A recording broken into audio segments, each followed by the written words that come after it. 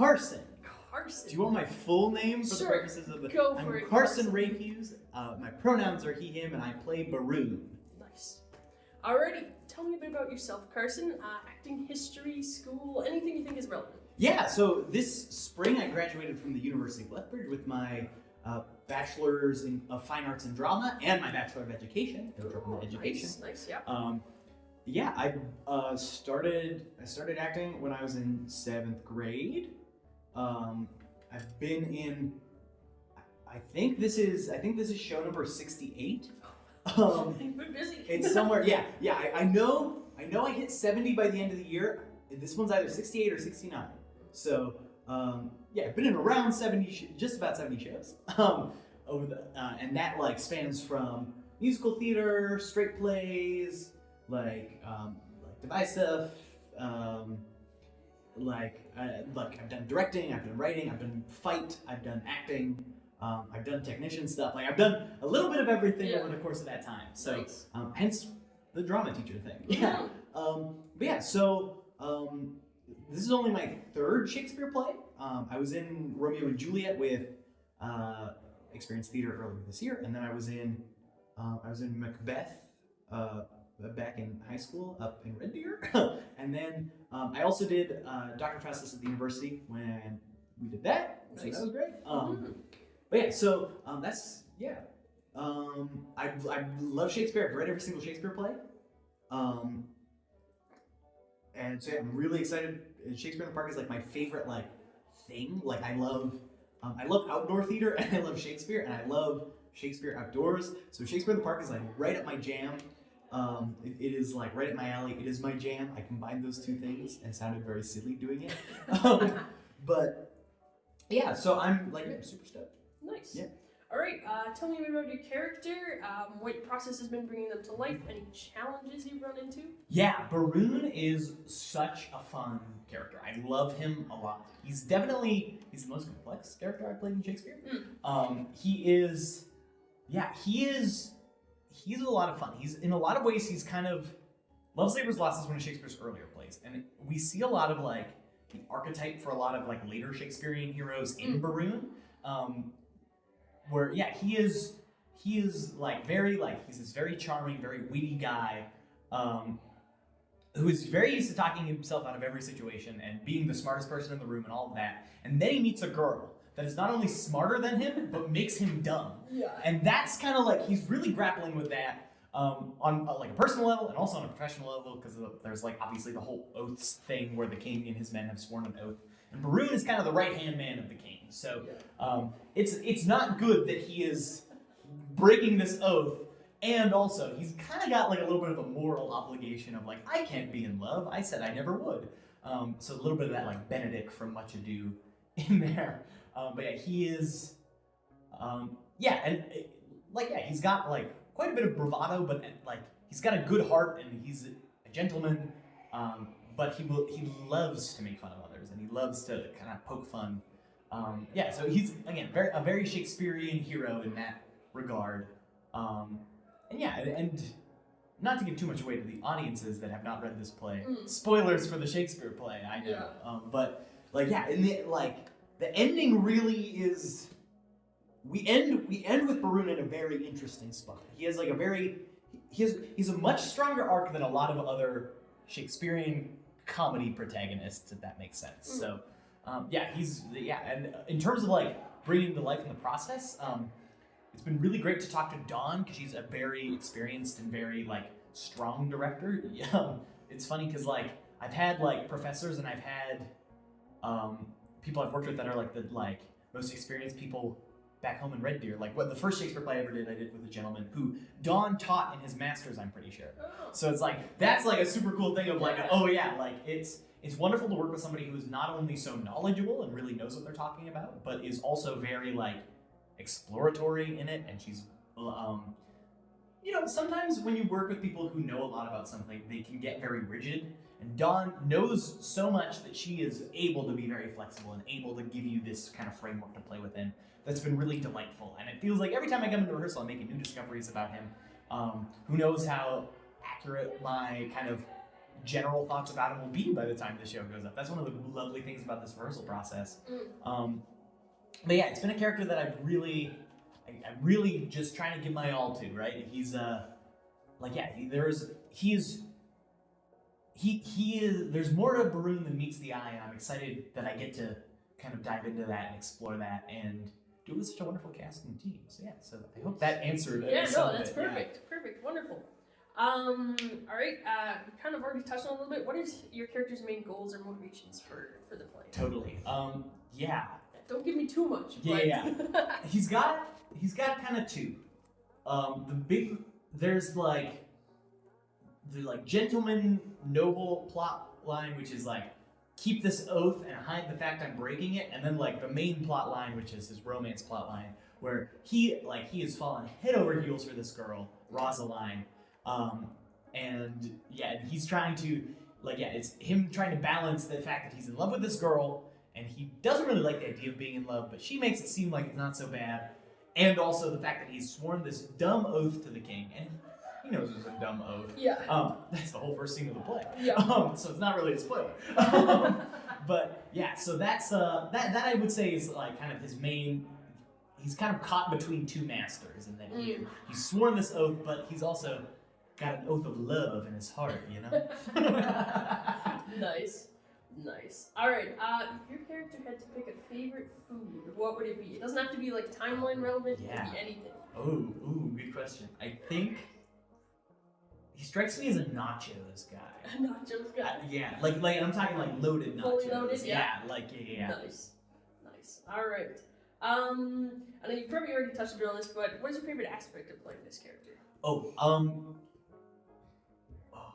Only one? You can pick multiple. One of the, in terms of like a logistic thing as an actor that I love is Berowne has beautiful dialogue. He's got some beautiful verse. He's got some really great prose. He's a very dialogue-rich character. And if you come see the show, you'll recognize that pretty quickly. He talks a lot, and he's got very beautiful, he has beautiful dialogue. There's some speeches in here that I'm just like blown away that I get to bring that. Yeah, I get to take that off the page, and that is a beautiful, exciting, and terrifying thing, right? Because sometimes when you're like working with a script that's not great, you're like, oh boy, I get to just do whatever I want with this because. I don't really have much of a basis to go off. But sometimes working with really genuinely good dialogue, you're like, there's a certain I gotta get to a level here. Get to the bar, Yeah, and I'm really excited to reach that bar with it. And so I think the dialogue itself is great. I think he also has such fun relationships with all the other characters. We've done quite a bit of character relationship exercises, and there is even characters that he doesn't interact with a lot. He has so much all of his dynamics are so much fun. With the other noblemen and the gentlemen, he's kind of, like I said, the right-hand man of the king. So that's really fun. And Jordan has been a really fun man to be at the right hand of. And his king, I think, is he's a king that you root for, even when he's not quite. His heart is always in the right place, even when his head isn't. Right. In my perspective, as his little sidekick, and so. And the other, it's really, the other two lords have been super fun to play with and kind of toy with a little bit. And, his dialogue with Rosaline is so much fun to play. It is, those scenes with Rosaline, they are total, snappy battle of wits. And, Jess, who plays Rosaline, is a very good friend of mine. This is our 9th show that we've done together in the 5 years we've known each other. Yeah. So, So getting to work with her is always a dream. It's always wonderful. And then getting to explore some of these other ones where it's his kind of relationship to the queen is really interesting because he's not only seeing it through this is the queen of a foreign country, but this is also the girl that my best friend likes, and so that's always a fun dynamic. And then his dynamic with the servants is very fun. And there's definitely a certain level in the dialogue of cruelty to Berowne, so it's deciding what level of that is in our production, I think, is something that we're playing with all the time. And so again, you're gonna have to come see the show to see how much of it made it in. But I think it's just been, I think overall the best part about this whole process has been. It is so playful, and it is a team that loves to play, and it's a script that really like leans into the play, and it's a character that he's a very playful character in a lot of ways. So that's that's something that I really. I'm a playful human being, so that's a fun thing that I get to bring to this character, and kind of like see how that manifests when Berowne is playing versus when Carson is playing, and kind of how those differ. Yeah. So, Nice. Yeah. All right. What is your character's idea of a perfect Sunday? Day or food? Perfect Sunday. Perfect Sunday. Perfect Sunday.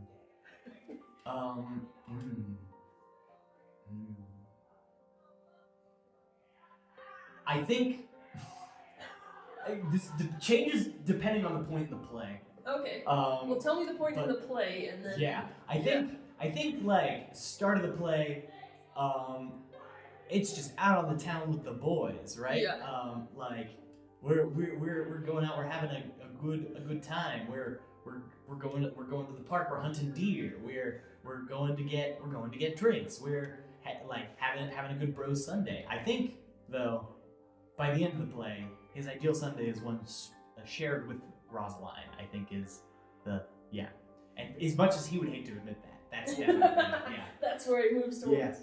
Nice. Now I know Don has been getting you guys to do a lot of prep work and research and kind of homework into your characters. Delve into that a little bit for me. Yeah, like in terms of like what the process has been, or discoveries, or anything. Yeah. Anything cool. Yeah. Some of the prep work stuff I loved the most. I love research. I love Shakespeare. So that's been really fun. But the prep work I've actually loved the most has been the stuff that has to happen reciprocal with others, and that has to happen in the room. So a lot of, like I mentioned before, we've done a lot of relationship building work. Yep. And that's been the most exciting part to me.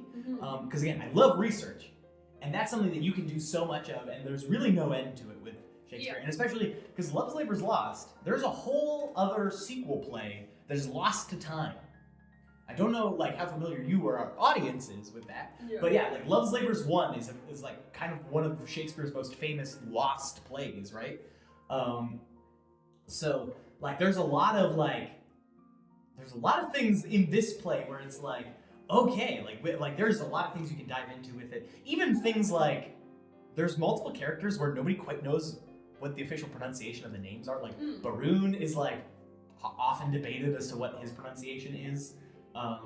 Based on the rhyme scheme, Berowne seems like the one that's most accurate. But even like Mott or Moat or Moth, the boy, is another one where it's like, it's very there's like a lot of ambiguity in all of Shakespeare's work, but this one has been surprisingly ambiguous in a lot of ways. But like that's always fun, and I always love that. But yeah, I think a lot of my favorite prep work stuff has been those relationship building exercises. For example, letters is a big motif in the play, and so what Don has to do is we wrote a letter to every other character, and some of the characters you don't interact with. So it's like, really, what do I have to say to you? And so that's like a fun bit of exploration to do. Like, if I met you, what would I say to you?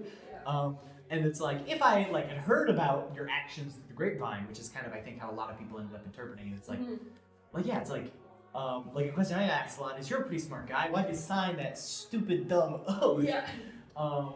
Right? Like so that was fun, and it was also really fun to get to see kind of like what other people thought of the relationship between our characters, right? So it was cool to see like the King's, like Jordan's interpretation of the King and Berowne's relationship and mine, and like Jess's interpretation of Rosalind and Berowne's relationship and mine. Like you kind of get to share that in a written form, because like on top of discussion, like I found that really beneficial, where it's like we have the verbal discussion and we also have now this kind of written thing that it's like, oh yeah, we'll be able to like kind of look back at that and see how much of it like was like, oh yeah, that was something we didn't end up really going into, and that's okay, because sometimes you get on your feet and you discover new things. But yeah, so like that was a really fun exercise. And we also did one right on the first thing we did after we finished the read through was we got up on our feet, and she had us pick out like a couple words from the script that stood out to us for our character, and we just like wandered around the space and basically improvised interactions just using those short words or phrases, and it was very awkward to start off with. as most good things are, right? Yeah. Like nobody was quite sure. And then when the ice started to get broken, it became like a very fun. We had like little arcs developing. It was fun to see like what happens when you do have a character that is like all of a sudden interacting with a bunch of people that they never do in the play. And it's like, what is going to come out of this? I don't know. I guess we'll figure it out. Yeah. And to have those moments where, you know, it's like, okay, yeah, this is a moment where it's like, where we get to explore the dynamics of like, oh yeah, this is the moment where we're rallying the boys, or we're trying to like court the ladies, or we're trying to get rid of this dumb servant character who keeps like sneaking under chairs and listening to people. Right? Like it was like stuff like that I think is very, again, like it's all about that relationship building, and that's like gives us a good framework to kind of get an idea where everybody else is at, and then we can move into it with the text work as well. So there's the like intrinsic stuff where it's like, this is what I feel the character is, and this is what it says the character is, and when we combine those things, we have new versions of the characters, which is what I like about performing plays more than once and doing Shakespeare plays over and over again, right? Is that nobody will ever, even though the words are the exact same, nobody will ever play Berowne the same way I am. Exactly, yeah. And I am not playing Berowne the same way anybody else has because of the fact that I am myself, and because of the fact that all those other wonderful actors who played the role are themselves, right? And it's the same with every character, right? Where, it's not just what is in the script, but how you interpret it and how you internalize it and how you relate to it.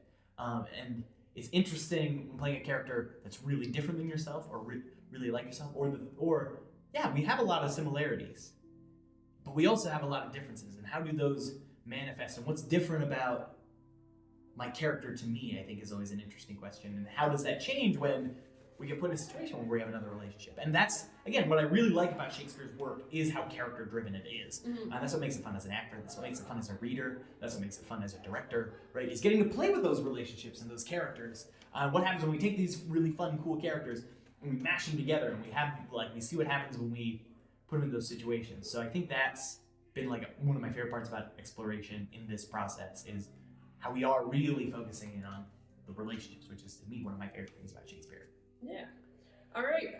Speaking of similar ways to play things, since this is a lesser known play, what is a character in like popular media, so like movie, TV, anything like that, that reflects your character or is a foil for your character? Yeah, I think some characters that I jump to, obviously for the Shakespeare fans out in the world, again, I think there's a lot of comparison to be drawn between Berowne and Benedict from Much Ado About Nothing.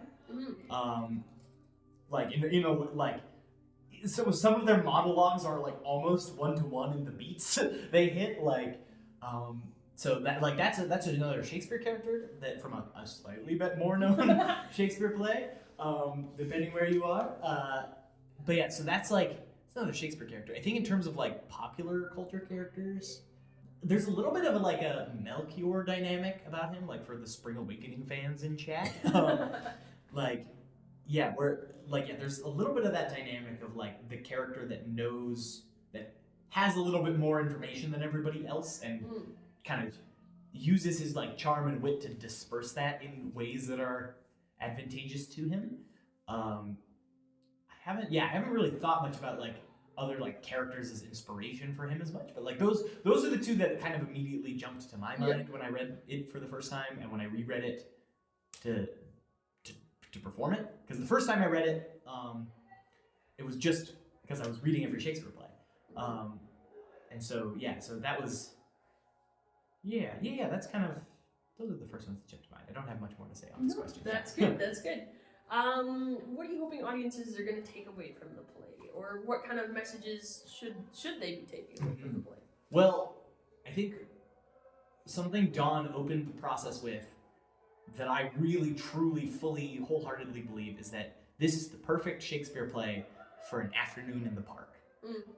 Right? It is fun. It is light. We've got like some hilarious, like comic characters, and the primary plot is still very, very Shakespearean comedy, right? Like there's, it's all about characters thinking they know something, and then through mishap and confusion of circumstance, they learn that how little they actually know, and kind of the folly of human nature. but it doesn't pull punches the whole time. And that's what I'll leave that at, is it is all the fun of any other Shakespearean comedy with those moments that you're gonna leave thinking about. And so I really like that about it. I think, to me, especially with Berowne, the message of the play is people are more than words, I think, is one message that I really have taken away from it. And like talk is easy. It's about what you do that makes you who you are, I think, is a one message of the play. I think another, of course, is the classic "Love Conquers All." Is a very classic one. And again, through most of the play, that's a big theme, and we test it a little bit at some points, and that I think is really exciting. Those are two that really stand out to me, specifically for Berowne. Yeah, nice. All right. Describe the play overall in 3 to 5 words. Ooh, 3 to 5 words. Love makes you silly. Okay. Love makes you silly. Love makes you silly. That works. So since you are such a lover of Shakespeare, what's your favorite Shakespeare play and why? Oh boy. Okay. How long do I have? It goes back and forth for me quite a bit. So I think today I'm going to talk about The Tempest. The Tempest has been my favorite historically for a long time, and so it feels the most like. I have other ones that are definitely up there, but this is the one that it's the one that I kind of always come back to, and it is arguably my favorite play of all time. I think if those who are not familiar, a brief synopsis of The Tempest is Prospero was the Duke of Milan, and so he was this like kind of nobleman in Italy. Before his brother, who's a very conniving nobleman, usurps him, and he tries to kill him to take his place as the Duke. Now, luckily, there's this kind of goodly noble advisor to Prospero that takes him and his young daughter, and he ships them off on a boat, and so they can go kind of elsewhere to start a new life. And so he sends them with a bunch of books, and the two of them kind of set sail, and they shipwreck on an island. And while on this island, Prospero discovers kind of a latent magic in the island. And over the course of I think it's about like 15 years, he like begins to study sorcery and study magic. He becomes this great, powerful mage. And so the play begins with the titular Tempest, a massive storm that has come over the island that Prospero has conjured because his brother is on a sailing ship with the king of Naples and his son. And so the king of Naples is sailing with a bunch of the noblemen, and Prospero conjures this storm to shipwreck them on the island. And he basically has this revenge plot where he's going to get revenge on his brother. And then through the course of 3 different kind of like plot lines of varying comedic potential, he learns remorse, and he learns forgiveness, and he learns to see the good in people again as he watches his daughter fall in love, and as he watches as his brother kind of tries to lead the king's brother into a rebellion plot of his own, and as we see one of like the spirits kind of Prospero has taken captive, as we see him kind of fall in with these 2 clown characters, and then the 3 of them try to have their own revenge plot, but they're all fools, so it's funny. And we get to kind of see Prospero is my favorite character in all of Shakespeare, and getting to watch kind of how these comic events unfold. And I think it's beautiful. It's one of the last plays Shakespeare wrote. Many scholars kind of like theorize that it might have been the last one, and the final speech from Prospero feels like a send-off from Shakespeare to his work and his life as a player. And so so it is beautiful. It is so much fun. I want to. It's like a dream show of mine to direct. I'm really. I want to do it with some puppets because the magic effects of it I think are so wonderful because it's a later Shakespeare play. It comes from the part where he goes, we don't need the rules of comedy and tragedy are fine, but what if I I've learned the rules so well, and I've really like cemented them in a lot of ways. So now I'm just gonna write the plays I want to write, and a lot of those are my favorite. Because one of my other favorites is Measure for Measure, which I won't get too into, but I think that one is a surprising. I would argue that is one of Shakespeare's most relevant plays at this point in time, and it's a very underrated one that you should definitely check out if you haven't. Yeah, and even like some of his like really lesser known ones, like I really love Two Noble Kinsmen, which is one that he wrote, which is kind of just a way better version of Two Gentlemen of Verona, which is one of his early comedies that has not aged well. But yeah, so like yeah, but again, I could really go on about The Tempest forever, but that is my favorite Shakespeare play. Yeah. Nice. All right, last question, and you get to pick a category for this one. Oh boy. Superheroes, books, or animals? Ooh. I will do.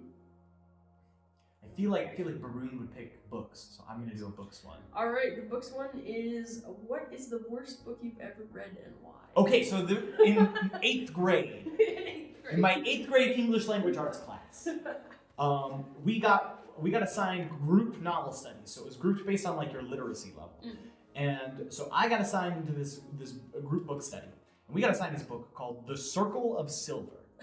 And I really hope, for the sake of any listeners, that you have not heard of or read The Circle of Silver. And I'm sorry that I'm about to make your life actively worse for putting the knowledge of this book into your life.